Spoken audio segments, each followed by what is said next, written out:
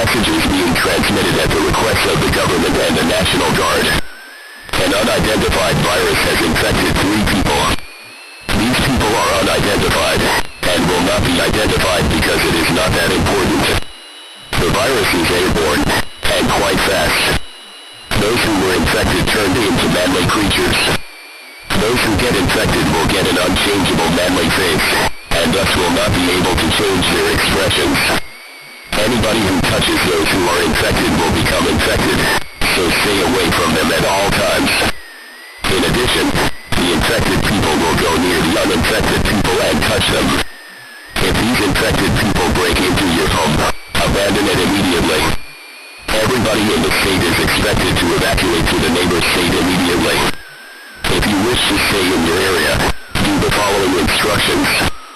Wear a mask, limit contact with people, wash your hands before and after eating, drinking, or using the bathroom. Do not take off your mask unless you are hungry or thirsty enough that you really need to eat or drink badly. Limit going outdoors, and work from home. If you do not want to limit touching things, or wash your hands too much, wear gloves.